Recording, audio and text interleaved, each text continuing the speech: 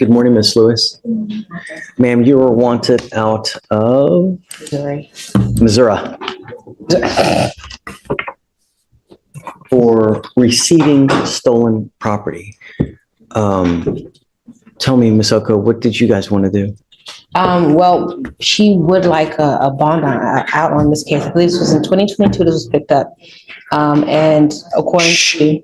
So you said that the case originates from 2022? Yes, Judge. However, she did, it arose out of a traffic ticket. They got pulled over, car was searched and things like that. And so she kept in touch with the courts to see what she could do. And they kept telling her that she had to pay some money. She paid some money and that was it. She didn't know that there was a warrant out for her, right? She didn't know there was court. She didn't know any of that after that math. And plus she's based in Houston.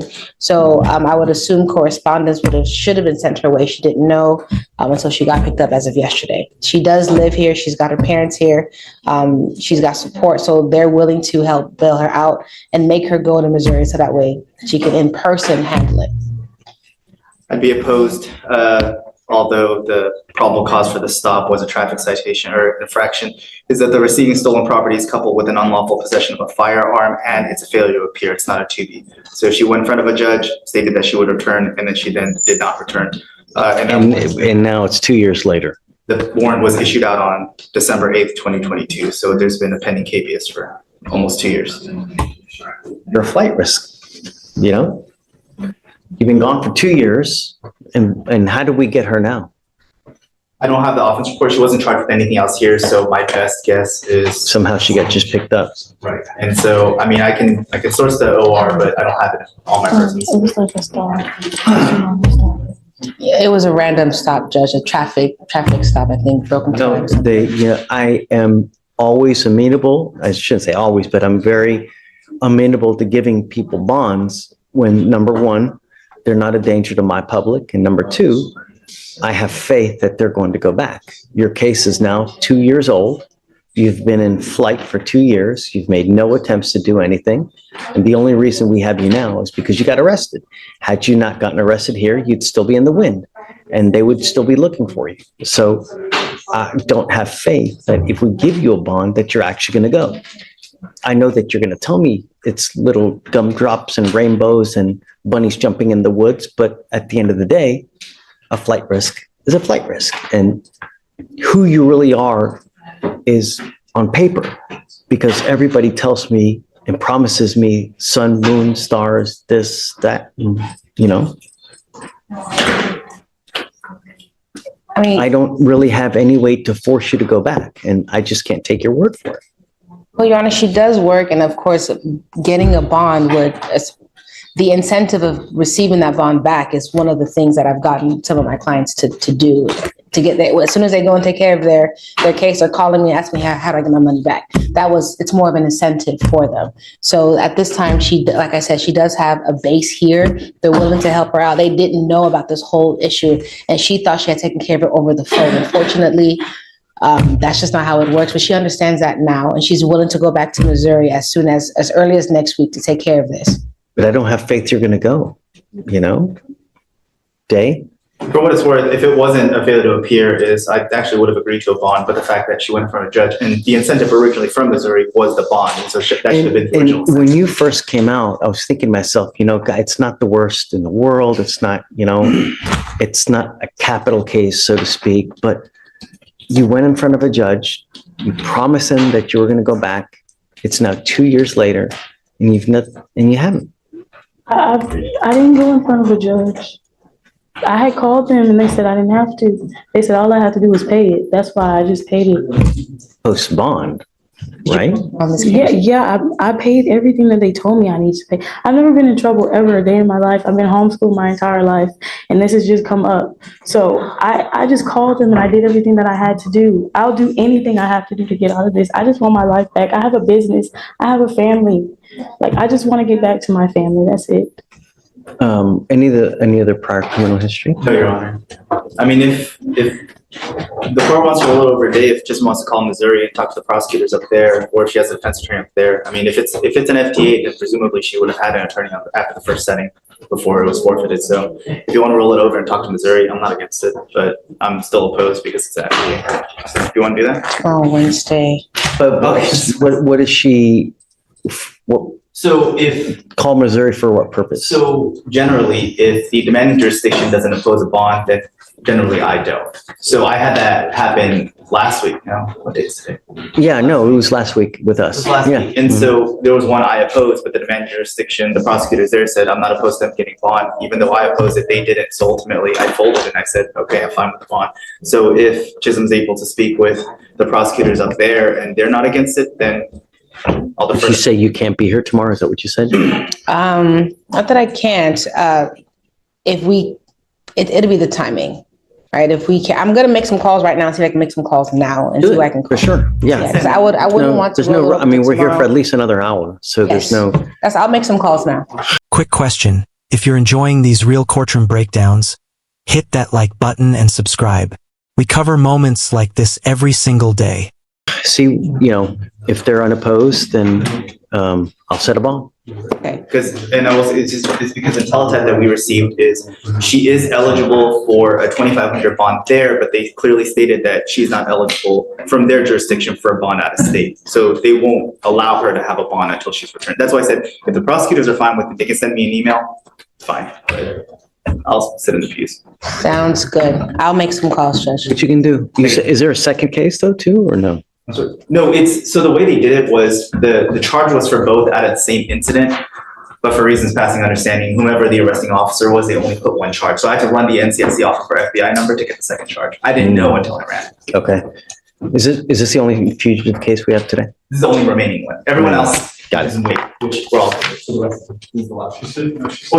Williams needs to sign the waiver, but once he signs the waiver, there's no issue. Oh, yeah, so he needs to be admonished, no? Right, so sorry, Okay. Williams. So he says, I'm gonna make some calls and I'll come back and talk to you, okay? So we're good. Thanks. And then Mr. Williams just needs an admonishment. Okay. Your Honor, I have Mr. Derek Jack. He is in the holdover. He's set for bail review. Okay. Let's talk about Mr. Jack. Terroristic threat of a family or a household member. Yeah. He does have some pending felonies, and I think doesn't have a bond on those, on at least.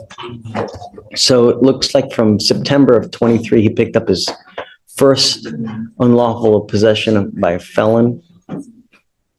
3 months later, picks up another one. 5 months later, picks up another one. And now he's picked up another one of those and a terroristic threat with us, family or household member. Our bond is set at 10,000. Right. What would you like? I would ask for 5,000. We're gonna oppose, Judge. Obviously, this individual should not be he should be out on bond. He just continuously picks up new cases while even being In given a fact, bond. I want and to then- talk to this gentleman to see if we can reach him. So just, if you bear with me, I would like to bring him out and talk to him, huh? Please. Madam Bailiff, do you mind bringing someone out, please? A Derek Jack, please. Thanks. Aaron, talk to me. Okay. Just approaching, it's on an off docket promotion to sub, Trinidad is conflicted out. I got you. Happy to have you, man. How are you? Great to see you. Getting ready for this. Hey, Judge, you have a good holiday. Great to see you, Aaron. If you don't mind, while you're waiting for the inmate, can you confirm with Saba that she received that email and they're prepared to file that dismissal? Did you guys get Brock's email by chance? Should come from a lot law on Viegas. Yes, Judge, I dismissed it. Okay, it's been dismissed. Thank you, Your Honor. I'll sign your nollie now. Thank you, Your Honor. You guys have a great Thanksgiving. You too. Take care.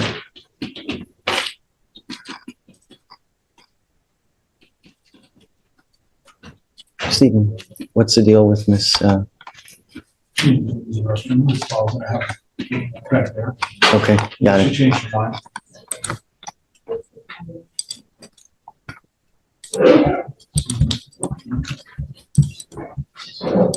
Hugh, Yes. hey bud. Hey, Judge, how are you? What's new? Nothing much. I was told to approach on Miguel Mendoza. I think he just took a drug test. Is Mr. Mendoza here? He checked in. Yes. Miguel Mendoza. Even the park one. All right, come up, sir.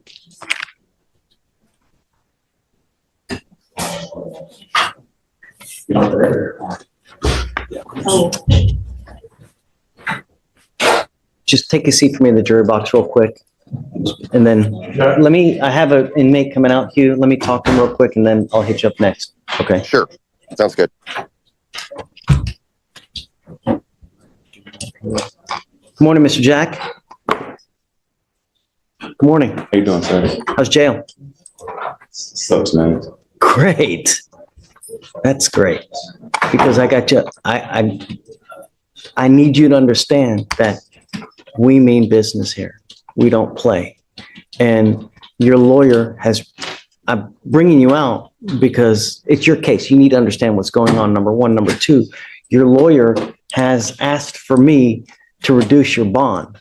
Your bond now is set at $10,000. I have no idea what happened on your case. The only thing I do know is that September of 23, unlawful possession of a firearm by a felon. December 1st, 23, unlawful possession of a firearm by a felon. 5/29/24, unlawful possession of a firearm by a felon. 11/23/24, unlawful possession of a firearm by a felon and a terroristic threat of a family or household member. You now, with us, are facing up to a year in jail and or a $4,000 fine. We are going to do probable cause. You have the right to remain silent. Anything you say can or will be used against you, sir. Yes, Judge. The officer was dispatched in response to a family disturbance in Harris County, Texas. The complainant told the officers that her and the defendant, her ex-boyfriend, were having issues regarding child custody, and the defendant was attempting to drop the child off with the complainant, and the complainant refused to take custody because of a previous mutual custody agreement. The complainant told the officers that the defendant then stated, "I just bust your car window, and if you pull up doing anything, I'm gonna shoot your ass in the face." The complainant stated that she was in fear for her life, and the officers detained the defendant and found him to be in possession of a handgun. All right. Mr. Jack, I'm going to find that there's probable cause to go forward with the case. I'm now ordering you as a condition of your bond not to have any contact with the complaining witness in this case. A protective order has been issued in this case. What that means is that if you violate this protective order, the state can and will file additional charges against you, violation of a protective order. And I'm going to tell you now, you pick up one of those cases and you violate conditions, I can have a hearing to hold you at no bond, zero bond. And I will do it in a heartbeat to protect my county and everyone in it. Do you understand? Yes, sir. I find that you are a complete danger to public safety and you refuse to abide by bond conditions. So I don't think that your bond is sufficient. I think that the 10,000 is too low because you are a danger to my public. I'm sorry, Mr. Elick, and regardless, what we do here is it's, I guess, peanuts, so to speak, because you're being held at no bond on 2 of your felony cases as is. Today, an affidavit promising me that you're not going to have any weapons. And if I find that you have a weapon, if somehow you are magically released, because I don't know what's going to happen, if I find that you have a weapon, I will have a contempt hearing. I can have a contempt hearing, and I can and may hold you up to contempt every single time you have a weapon. And if they prove it to me, I can send you to 180 days in jail every single time. Do you understand? Yes, sir. This is an affidavit. This affidavit, you're going to promise me that you're not going to have any weapons. I don't care what's going on in your life. I don't care if you're going into war. I don't care if there's a big battle in the street. No weapons. Do you understand? Yes, sir.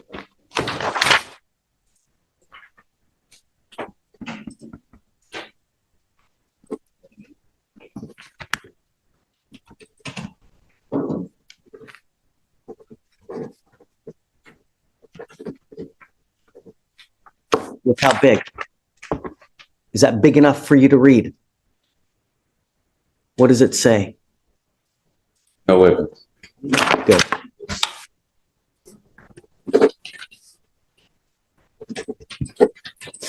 We will have you swear to us that you're not going to have any weapons, and at that time, we'll just have you put back. If you do bond out, I'm going to put a GPS monitor on you, and I will put an exclusion zone so that you're not to go anywhere near the complaining witness in this case. Do you understand? Yes, sir.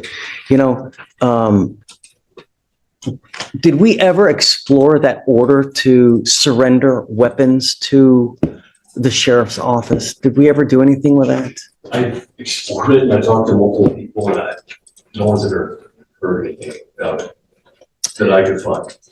We had that, remember? I know at one point we did. We need to do something with that. I'll make a few phone calls. See where. I'm going to see what I can do about having the weapons surrendered to law enforcement so that you don't have possession of any weapons. Do you understand? Okay. All right, Mr. Lick. So I guess we'll just wait. It looks like the felony case is set for, oh my goodness, March of next year. Your Honor, we may be, I just want to get the body cam and we may set this for trial. I mean, I know he's got the other felonies, but. I'm itching for a trial. You want 30 days, I guess? That sounds good. Yeah. Okay. All right. We'll have you swear to us no weapons. Mr. Jack, come on. And just like that, the hearing comes to an end. One defendant learned that rebuilding trust with a court is much harder than making promises, while another discovered that repeated warnings eventually run out. In the courtroom, your history follows you, and sometimes it speaks louder than anything you say. What do you think was the biggest turning point in today's hearing?